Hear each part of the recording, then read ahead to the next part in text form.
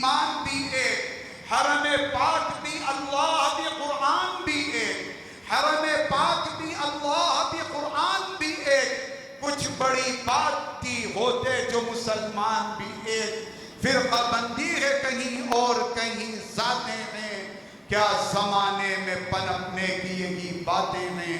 اس شعر کے ساتھ میں اپنے استاذ محترم حضرت مولانا دامت برکاتہم سے گزارتا ہوں۔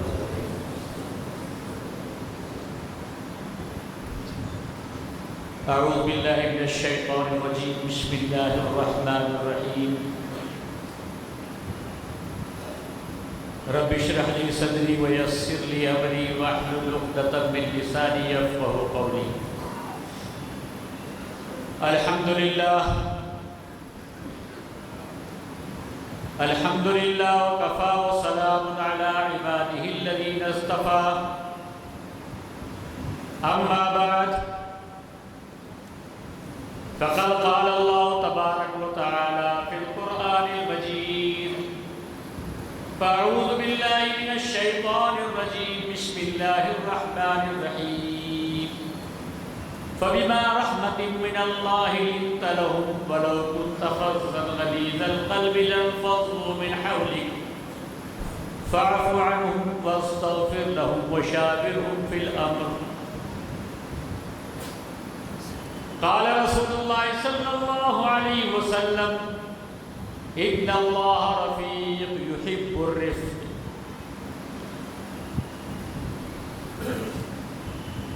صدق اللہ مولانا العظیم وصدق رسول النبی الکریم، ونحن على ذلك لمن الشاہدین والشاکرین والحمد للہ رب العالمین۔ جو عاصی کو کملی میں اپنی چھپا لے، جو عاصی کو کملی میں اپنی چھپا لے، جو دشمن کو بھی زخم کھا کے دعا دے، اسے اور کیا نام دے گا زمانہ، وہ رحمت نہیں ہے تو پھر اور کیا ہے۔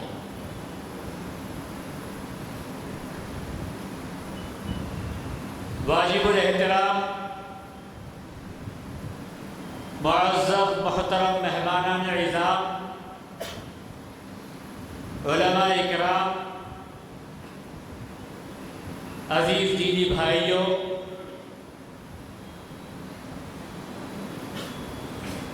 اس عظیم الشان اجلاس میں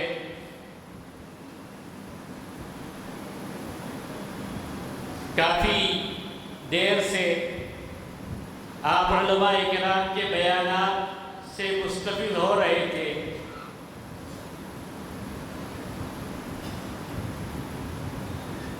اور ظاہر ہے کہ بہت ہی مفید باتیں ہمارے سامنے پیش کی جا رہی تھی، لیکن وقت کی تنگی اور ہمارے آنے والے مہمانوں کا یہ ہمارے لیے ذمہ داری ہے کہ ہم اور آپ کو بار بار موقع حاصل ہوتے رہتے ہیں، لیکن ہمارے جو مہمانان تشریف لائے ہیں ان سے زیادہ ہم استفادہ کر سکیں۔ اس مختصر سے وقت میں کوشش کروں گا کہ اللہ تعالیٰ کچھ مفید باتیں ذہن میں ڈال دے اور زبان پہ لے آئے، اور ہماری زندگی میں عمل کے ذریعے وہ زندگی میں جاری ہو جائے۔ اللہ تعالیٰ بڑے ہی مہربان ہے، اور اللہ ہی کا فضل اور احسان ہے۔ اللہ نے ہمیں بے شمار نعمتوں سے نوازا، ان تمام نعمتوں میں سب سے بڑی نعمت ہے ایمان کی دولت۔ اگر ساری دنیا کی ظاہری نعمت انسان کو مل جائے اور اگر ایمان سے خالی اس دنیا سے چلا جائے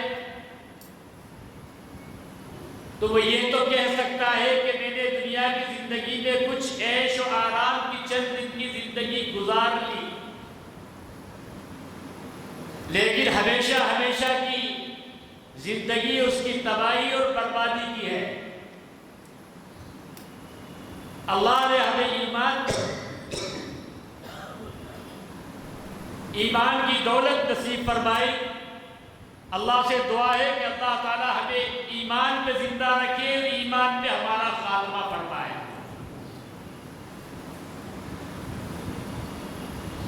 ہماری ہدایت کے لیے اللہ نے آسمان سے کتابیں نازل فرمائی، انبیاء علیہ السلام کو مبعوث فرمایا، اور ہم سب کے لیے جناب رسول اللہ صلی اللہ علیہ وسلم کو رحمت بنا کر بھیجا۔ اللہ بڑے رحم والے ہیں، بڑے مہربان ہیں، اور اپنے بندوں پہ بڑی مہربانی کرتے ہیں اور بندوں سے بھی نرمی کا مطالبہ کرتے ہیں۔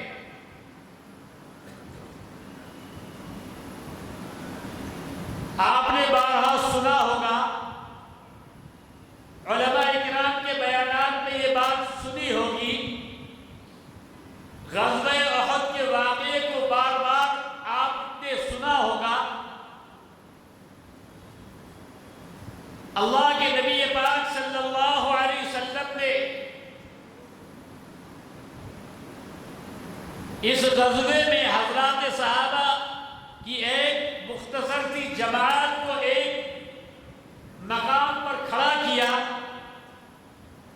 اور آپ نے فرمایا کہ جب تک میں نہ کہوں یہاں سے ہٹنا مت۔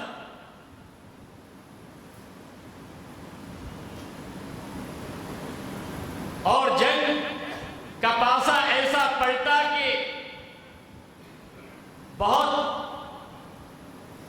میدان صحابہ اکرام رضوان اللہ علیہ اجمعین کے قبضے میں آ گیا اور باطل شکست کھانے لگا۔ صحابہ اکرام رضوان اللہ علیہ اجمعین ایک ایک صحابی آپ صلی اللہ علیہ وسلم کے اوپر اپنی جان، اپنا مال، اپنی اولاد، اپنا گھر بار سب کچھ قربان کرنے والے تھے۔ آپ کے حکم سے ذرہ برابر نہیں ہٹنے والے تھے، لیکن جب دیکھا کہ جنگ پوری فتح کی طرف جا رہی ہے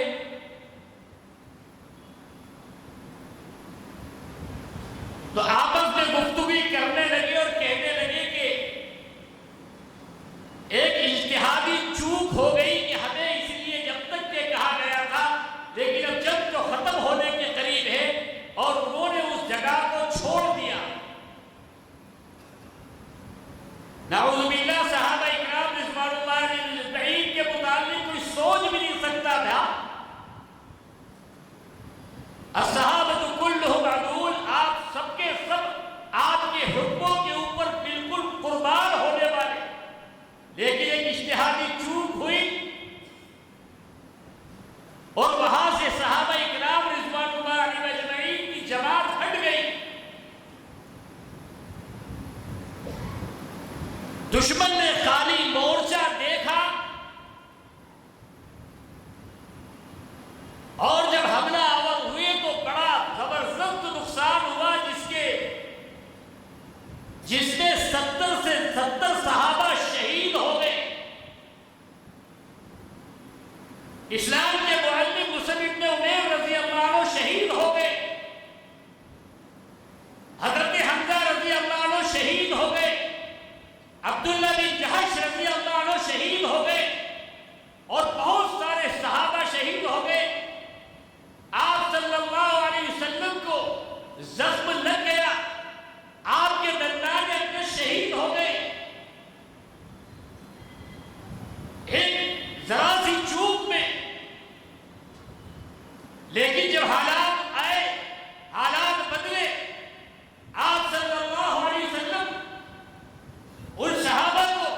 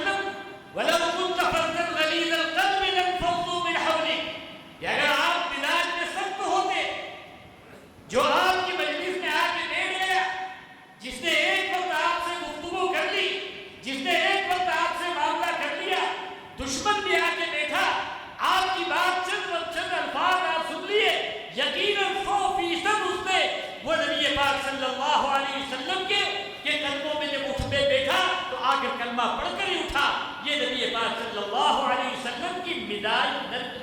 جہاں مزاج میں نرمی ہو، جس خاندان میں، جس معاشرے میں، جس سوسائٹی میں، جہاں جہاں مزاج میں نرمی ہوگی وہاں خیر ہوگا۔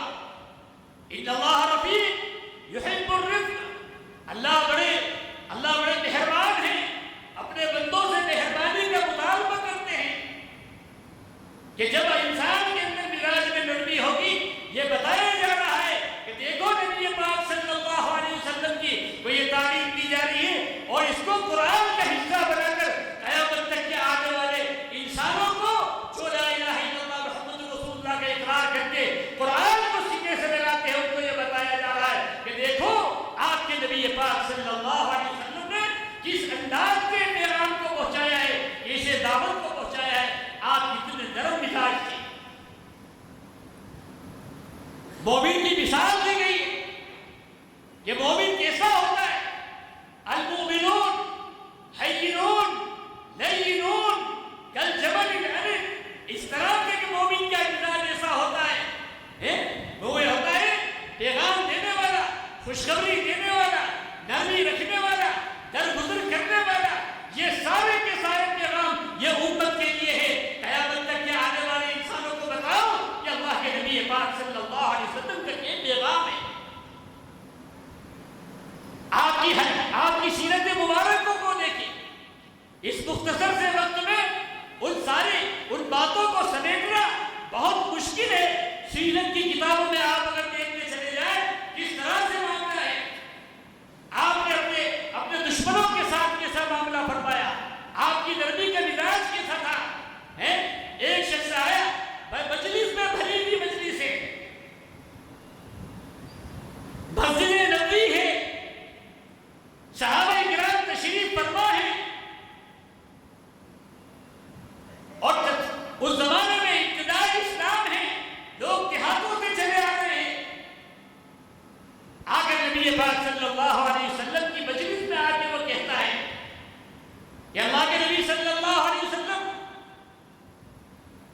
میرا برائی کرنے کا، بدکاری کرنے کا میرا جی چاہتا ہے۔ اندازہ لگایا جا سکتا ہے کہ کس مجلس میں پوچھ رہا ہے۔ صحابہ کرام رضوان اللہ علیہم اجمعین آپ کے آس پاس تشریف فرمائے، سب حیران ہیں سن کر۔ بعض صحابہ کے چہروں پہ ناگواری ہے، آپ نے بلایا، اس کو پاس دکھایا، اس کو آپ نے اس انداز سے سمجھایا۔ جن کی زبان میٹھی ہوگی، جن کی زبان میں شہد ہوگا، ہماری باتوں سے لوگوں کے دل ٹوٹ جاتے ہیں، ہماری باتوں سے معاشرے بگڑ جاتے ہیں، ہماری باتوں سے سوسائٹی میں انتشار پیدا ہو جاتا ہے۔ بتایا کہ دیکھو نبی پاک صلی اللہ علیہ وسلم ایک دیہاتی کو، ایک ایسے شخص کو بلا کر پاس بٹھا رہے اور اس کو سمجھا رہے، اس انداز سے آپ صلی اللہ علیہ وسلم نے اس کی برائی اس کے دل میں بٹھا دی کہ کہتے ہیں، اور جب اس نے بات سن لی، آپ صلی اللہ علیہ وسلم نے اپنے صحابہ سے فرمایا کہ اس کے حق میں دعا کرو۔ آپ نے اپنا مبارک ہاتھ اس کے سینے پہ رکھ دیا۔ اندازہ لگائیے اس بات کا۔ اللہم حسن فرجہ، اے اللہ اس کے دل میں سے اس بدکاری کی نحوست کو اے اللہ نکال دے، اس کے دل کو، اس کی شرمگاہ کو پاک کر دے۔ وطاہر قلبہ، اے اللہ اس کے دل میں جو بات پیدا ہو گئی ہے، اس کی جو گندے وسوسے آ گئے، اس کے دل کو پاک کر دے۔ واغفر ذنبہ، اے اللہ یہ اس سے جو بھول ہوئی ہے کہ اس نے نبی پاک صلی اللہ علیہ وسلم کی مبارک مجلس میں آ کے یہ سوال کر لیا ہے، اے اللہ اس کے گناہ کو معاف فرما دے۔ کہتے ہیں کہ مجھے اٹھ کے جا رہا ہے، کہتا ہے کہ اللہ کے نبی صلی اللہ علیہ وسلم، میرے دل میں جب تک کہ زندہ رہا، اس کے دل میں کبھی برائی کا خیال پیدا نہیں ہوا، اس کے دل میں کبھی بدکاری کی سوچ پیدا نہیں ہوئی، اور کہہ رہا ہے کہ دیکھو نبی پاک صلی اللہ علیہ وسلم کتنے نرم مزاج ہیں۔ ایک شخص آیا آپ کی مسجد مجلس میں صحابہ کے بال توڑے میں ایک شخص آئے اور کہنے لگے کہ چلو مجھے محمد رسول اللہ صلی اللہ علیہ وسلم کی مجلس میں لے کے چلو، مجھ سے ایسا گناہ ہو گیا، مجھ سے بہت بڑی غلطی ہو گئی، مجھ سے رونے کی حالت میں ایسی ناجائز حرکت ہو گئی۔ صحابہ نے کہا کہ ہم نہیں لے کے جا سکتے، کیسے لے کے جائیں آپ کو اس مجلس میں؟ وہ کہتا ہے وہ روتے ہوئے چلا اور تنہا اللہ کے نبی پاک صلی اللہ علیہ وسلم کی مجلس میں چلا اور کہنے لگا یا رسول اللہ مجھ سے بہت بڑی چوک ہو گئی، میں رونے کی حالت میں تھا اور شہوانیت مجھ پر آ گئی تھی، اے اللہ کے نبی مجھ سے چوک ہو گئی۔ فرمایا کوئی بات نہیں، ایک غلام آزاد کر دو، جاؤ ایک غلام آزاد کر دو۔ اللہ کے نبی میں تو خود میرے پاس غلام نہیں ہے، میں غلام آزاد نہیں کر سکتا۔ کہا اچھا ایک کام کرو، 60 روزے رکھ لو، اللہ تعالیٰ کو معاف کرے گا۔ فرمایا اللہ کے نبی صلی اللہ علیہ وسلم روزے کی حالت میں یہ نقصان ہوا ہے، مجھ میں اتنی طاقت نہیں کہ 60 روزے رکھ لوں۔ آپ نے فرمایا اچھا 60 مسکینوں کو کھانا کھلا دو۔ فرمایا اللہ کے نبی صلی اللہ علیہ وسلم مدینے میں مجھ سے بڑا مسکین نہیں، میرے پاس کچھ بھی نہیں، یہ کہاں سے کھانا کھلا؟ فرمایا جا کے بیت المال کے منتظمین سے ملو اور ان سے لے لو اور مسکینوں کو کھانا کھلا دو، اور جو بچے تم اپنی اہل اولاد کو کھلا دینا، اللہ تمہارے گناہ کو معاف کر دے گا۔ وہ اٹھ کے جا رہا ہے اور کہتا ہے دیکھو تم نے مجھے اتنا ڈرا دیا تھا، محمد رسول اللہ صلی اللہ علیہ وسلم نے کیسے پیارے اور کیسے نرم مزاج ہے آپ صلی اللہ علیہ وسلم، یہ بتا دیا کہ دیکھو ایسا مزاج ہو آپ صلی اللہ علیہ وسلم، ایسے معاف کرنے والے، ایسے درگزر کرنے والے۔ آپ نے بتا دیا جس کے اندر، جس کے دل میں، جس کے مزاج میں، جس کی زبان میں مٹھاس نہیں ہے، بھائی یحرم الرزق یحرم الخیر، جس کے اندر نرم مزاجی نہیں ہے، سارے دروازے اس کے بند ہو گئے، خیر اس سے دور ہو گیا، گھر میں اس کے انتشار ہوگا، علاقے میں اس سے انتشار ہوگا، مسجدوں میں بیٹھا ہے وہاں اس سے انتشار ہوگا۔ ہمارا مزاج اگر سخت بن گیا ہے، آپ بتا دیا کہ دیکھو نبی پاک صلی اللہ علیہ وسلم آپ کیسے نرم مزاج تھے، اگر آپ سخت مزاج ہوتے تو لوگ آپ کے ارد گرد آ کے نہیں جمع ہوتے۔ یہ بتا دیا۔ ایک شخص آیا دیہاتی بدو آیا اور آ کر اس نے مسجد کے کونے میں کھڑے ہو کر پیشاب کرنا شروع کر دیا۔ حدیث کی کتابوں میں روایت موجود ہے۔ صحابہ کرام دوڑے، روکنے لگے، آپ نے کہا مخ ٹھہر جاؤ۔ جب اس سے فارغ ہو گیا آپ نے اس میں پانی ڈلوا دیا۔ کون ہوگا آپ سے بڑھ کر؟ بعد خدا بزرگ تو ایک قصہ مختصر، اللہ کے بعد آپ کا سب سے بڑا مرتبہ ہے۔ یہ بتا دیا دیکھو کیسے، کس طرح سے اسلام پھیلا ہے، کس طرح سے لوگوں کو جوڑا ہے، کس طرح سے لے کر آئے ہیں۔ ہم طرح کی بات میں انتشار کر کے لوگوں کو بکھیر دیتے ہیں۔ وہ شخص گیا اور جا کے اپنے قبیلے کو لے کے آیا۔ آپ کی نرم مزاجی، آپ کی محبت دنیا کے اندر کون نہیں جانتا کہ سب سے بڑا ظالم جس نے ہزاروں بچوں کو ذبح کر دیا ہو،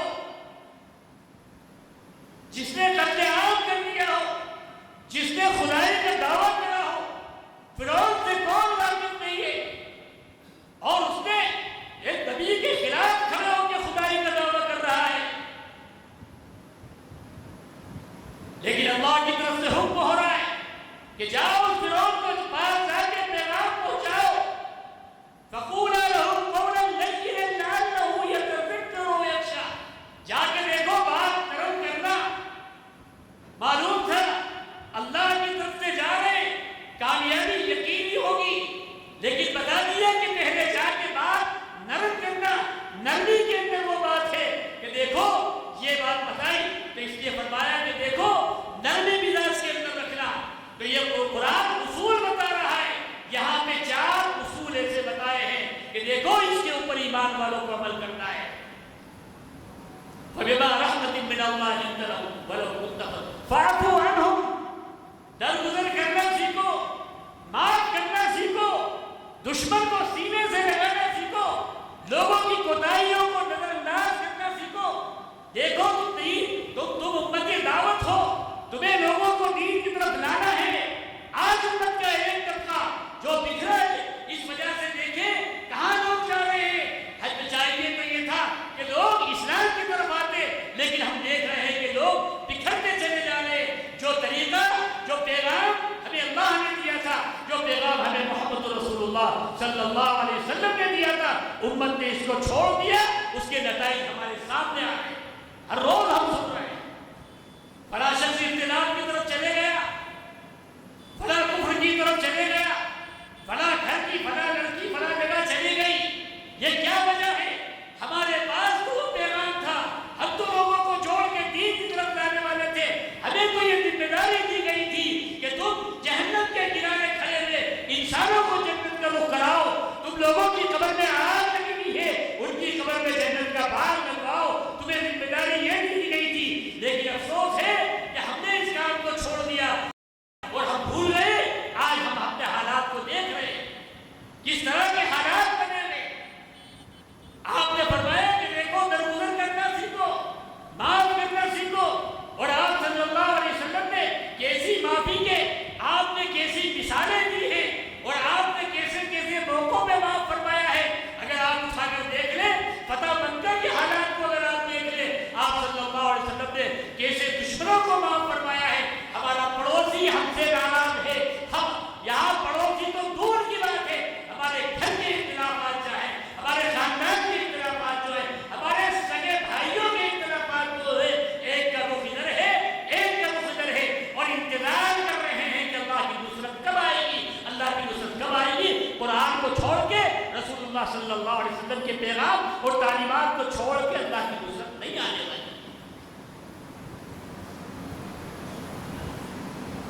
اللہ کے نبی صلی اللہ علیہ وسلم مکہ فتح ہو گیا، اور ایسے حالات کے اندر دشمن آ رہے ہیں۔